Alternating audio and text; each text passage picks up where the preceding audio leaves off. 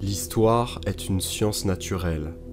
Cette phrase pourrait surprendre à bien des égards, car depuis notre enfance, on nous apprend que l'histoire est une science humaine et sociale qui se distingue des sciences formelles et naturelles. C'est la fameuse opposition science molle, science dure. Une telle opposition implique la croyance suivante. Si l'histoire n'est pas une science naturelle, alors l'humanité ne serait pas naturelle, au sens où nos actions, nos réalisations, nos interactions et nos comportements ne sont pas régis par notre nature. L'humanité ne dépendrait d'aucune prédisposition biologique. Les humains n'appartiendraient pas au monde du vivant. L'humain étudierait donc les animaux sans s'étudier lui-même en tant qu'animal. Cette école de pensée se nomme l'humanisme.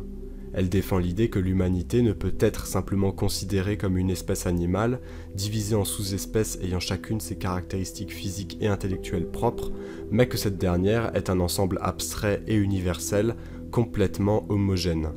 Cette vision du monde détermine évidemment la vision que l'on se fait de l'histoire. En effet, l'homme qui a vaincu les autres espèces grâce à son intelligence risque aujourd'hui, en se spécialisant dans la seule voie intellectuelle et en ses connaissances, de rompre ses rapports et ses liens avec la nature en pensant que l'histoire humaine et la biologie sont deux choses différentes. Or, ce propos est à nuancer. En effet, nous sommes originellement des animaux comme les autres et subissons les mêmes lois biologiques. Le développement de l'intelligence a poussé l'homme à perdre trop aisément le contact avec la nature et à dissimuler ses instincts et ses sentiments. Pourtant, comme le disait Jean Cocteau, la science ne sert qu'à vérifier les découvertes de l'instinct. Certes, nous possédons un avantage sur les autres. Nous sommes les premiers animaux à avoir pu prendre conscience de ce qu'ils sont.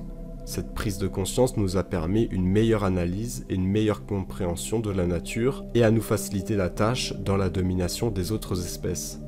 Mais le revers de la médaille est que nous avons aussi acquis la possibilité de mentir, et surtout de nous mentir à nous-mêmes. Ce mensonge, c'est de croire au fait que la nature ne nous atteint pas et que nous n'appartenons pas au monde animal, que rien ne détermine l'homme si ce n'est une spécialisation intellectuelle abstraite. Les idéologies égalitaires font planer sur le monde une menace mortelle en faisant croire que ce qui caractérise la nature ne nous caractérise pas en tant qu'humains. Nier la différenciation et l'inégalité entre les hommes, c'est nier le principe de vie de toute espèce. En effet, la nature est divergente et inégale, elle se diversifie sans cesse et de ce fait l'humanité est elle-même composée en sous-espèces. On appelle ces sous-groupes des populations ou des races. L'égalité du vivant n'existe pas, il y a de fait une hiérarchie instaurée par la nature elle-même. La sauterelle est mangée par la souris est mangée par le serpent est tué par l'aigle et l'aigle est domestiqué par l'homme. L'histoire du règne animal appartient à celle de la sélection naturelle qui est le véritable moteur de l'évolution, le plus fort domine sur le plus faible. Dire que l'histoire est une science naturelle, c'est établir un lien logique entre la nature de l'homme et la culture. Car, sauf le degré d'intelligence de l'homme qui pourrait être largement supérieur au reste du vivant, il n'y a pas de différence entre l'animal humain qui domine au sein de son espèce par la guerre, la sueur et le sang, et l'animal du lion, du loup, du léopard, jusqu'à la plus petite plante qui puisse exister, qui mène de véritables guerres biologiques entre végétaux. Toutes les espèces entretiennent une multitude de rapports relationnels et conflictuels qui s'apparentent aux humains et qui longtemps demeuraient insoupçonnés. Sans intellectualiser l'histoire, et avec beaucoup de recul, il n'y a pas de différence fondamentale entre les campagnes d'Alexandre le Grand, de Napoléon ou d'Hitler et la volonté d'un organisme végétal souhaitant étendre son espace vital. La vie sur la planète est conditionnée par les mêmes lois et les mêmes principes pour toute substance biologique, végétale, animale et humaine. C'est bien là la seule égalité, l'inégalité pour tous. Chaque espèce et sous-espèce a pour finalité sa survie, sa prolifération et sa propagation sur la surface de la Terre. L'histoire de l'espèce humaine n'est qu'un rapport constant de domination qui passe à travers le déploiement de la substance biologique humaine et de ses différentes branches raciales en tribus, peuples, royaumes, empires, nations et civilisations. Chaque sous-groupe de l'espèce humaine est matérialisé biologiquement par des aptitudes qui lui sont propres. Si on veut comprendre l'histoire, il faut comprendre que sa dynamique est consubstantielle à la biologie. Au même titre que les plus petites molécules existantes, nous cherchons sans cesse à nous réunir, nous organiser et nous répandre. Si nous observons les organismes unicellulaires très primitifs que l'on appelle protozoaires, nous constatons que ceux qui vivent en communauté augmentent leur résistance aux agents agressifs extérieurs et qu'ils survivent plus facilement.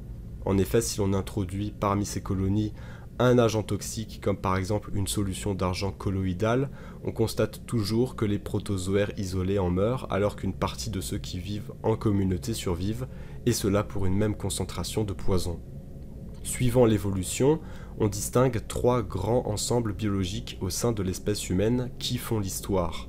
La grille de lecture biologique permet de comprendre très rapidement toute la dynamique historique, que l'on soit dans l'Antiquité, le Moyen-Âge, l'époque moderne ou contemporaine. On me demandera pourquoi. Eh bien d'abord parce que les différents grands ensembles raciaux n'ont pas changé durant ces époques. Et parce que si on fonde l'analyse historique de l'humanité avec une grille de lecture biologique, sachant qu'il y a au sein de l'espèce humaine de fortes différences génétiques entre les populations qui influent directement sur les mœurs, la culture, l'esprit, l'intelligence, les capacités cognitives et les compétences propres à chaque peuple, cela permet de comprendre plus facilement pourquoi les cultures et les peuples sont différents et pourquoi ces derniers changent parfois radicalement au cours de l'histoire sur un même territoire.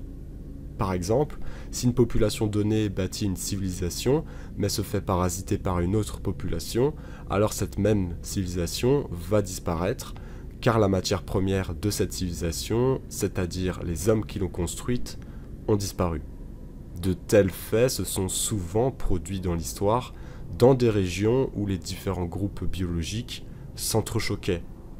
La Mésopotamie, l'Égypte, l'Afrique du Nord ont perdu leur place dominante par remplacement de population à cause de l'immigration de populations subsahariennes et asiatiques.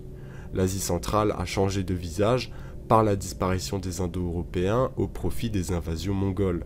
La culture amérindienne a disparu par la venue des Européens, la culture précolombienne par la venue des Espagnols. Évidemment, incorporer une grille de lecture biologique de l'histoire n'implique pas de changer toutes les méthodes et tous les outils historiographiques qui ont été mis en place par les historiens jusqu'à aujourd'hui. Il ne s'agit pas de réformer notre manière de faire de l'histoire, qui reste indéniablement une science à part des autres, mais d'y ajouter une composante qui a toute son importance.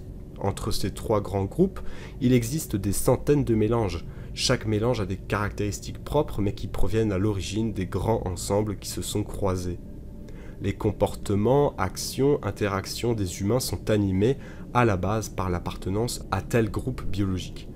On ne fait pas d'un âne un cheval de course. Si par un long processus historique, qui a duré des millénaires, des territoires ont radicalement changé de culture, c'est qu'il y a eu un changement de nature. En effet, l'environnement culturel découle lui-même de la biologie. Car si nous sommes des êtres naturels qui produisons de la culture, c'est donc que la culture est par essence une production par la nature. En d'autres termes, malgré les influences externes, la culture européenne émane de la biologie européenne. La culture africaine émane de la biologie africaine, ce qui est tout de même assez logique. Après avoir embrassé d'un coup d'œil le cours du temps jusqu'au plus lointain, on peut se demander pourquoi l'Afrique du Nord a perdu son dynamisme alors qu'elle était le grenier de la Méditerranée. Pourquoi la Mésopotamie s'est écroulée après avoir été le foyer civilisationnel du monde? Pourquoi l'Asie centrale est devenue une région totalement vide, là où passait l'essentiel des routes commerciales? Pourquoi l'Inde védique est désormais un bidonville ambiant, alors qu'elle a donné au monde par le passé une métaphysique dont la profondeur ne put jamais être égalée? Pourquoi la Perse aryenne, qui a mis en vers le mythe religieux dont la force nous alimente encore aujourd'hui, n'est plus? Pourquoi l'Hellade dorienne a conçu, à partir de ses rêves, une beauté dont la pureté n'a plus jamais été atteinte? À chaque fois, dans ces coins-là, les anthropologues linguistes et les archéologues les plus sérieux ont toujours affirmé qu'il y a eu un changement de population. Dans un premier temps, le groupe biologique des Blancs, caractérisé cérébralement par un coefficient intellectuel élevé et un esprit civilisé, s'était répandu dans toutes ces régions. En Afrique du Nord, nous retrouvons encore, dans les grottes de Tassili ou les tombeaux des dynasties libyennes, des phénotypes entièrement européens que l'on appelle les Libyens antiques et qui se démarquent radicalement de la population d'aujourd'hui. Il en est de même pour toute l'Asie centrale, où les migrations indo-européennes se déversèrent jusqu'en Chine, ce qui nous permet d'y découvrir des momies d'apparence celtique au plein milieu du Xinjiang. Les études linguistiques et génétiques ont également prouvé la présence des Blancs jusqu'en Inde avec l'arrivée des Aryens en moins 1500. Cependant, toutes ces branches furent malheureusement condamnées par les lois naturelles, soit en mélangeant leur sang avec celui d'autres substances biologiques, telles que les subsahariens en Afrique ou les asiatiques en Asie, soit en guerroyant pour sa survie jusqu'à la disparition totale de la communauté organique. Par contre, là où les branches sont restées homogènes, comme en Europe, la civilisation a toujours perduré, de l'Antiquité à nos jours. Ainsi, aujourd'hui, la génétique, mêlée à l'histoire, prouve bel et bien que la biologie est un acteur majeur dans les rapports évolutifs des organisations humaines. C'est en quelque sorte la matière première de l'histoire à laquelle vient se fixer l'ensemble des spécificités humaines, telles qu'une complexité culturelle que nous ne retrouvons pas chez les autres espèces animales. L'histoire démontre, peu importe l'époque, que pour assurer la survie du groupe et pour permettre son adaptation constante aux conditions changeantes du milieu, il faut continuellement améliorer son espèce ou son peuple, d'où la loi évolutive de la divergence progressive. À chaque génération, toutes les espèces présentent un buissonnement de petites modifications. Les modifications défavorables, mal adaptées ou dégénératives s'éliminent tandis que les modifications favorables provoquent un progrès net ou imperceptible, en même temps qu'un éloignement du centre original de l'espèce. Il en résulte à l'intérieur de chaque espèce la création de races, autrement dit de sous-espèces.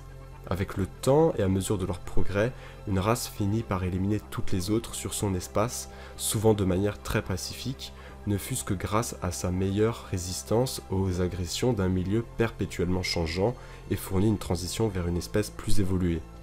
Sur cette base scientifique, il est clair que la convergence des sous-espèces, sous la forme de mélanges raciaux, constitue un crime contre la nature, puisqu'elle est en totale contradiction avec le principe de divergence, de hiérarchie et d'ordre naturel. Enfin, admettre que l'histoire est une science naturelle, c'est comprendre que la question raciale est la clé de l'histoire, c'est changer radicalement sa vision du monde pour s'approcher de la nature, et surtout, c'est choisir la voie de la vérité dans une humanité qui s'oublie car elle ne se connaît plus. Je finirai par dire, heureux qui peut connaître les causes des choses.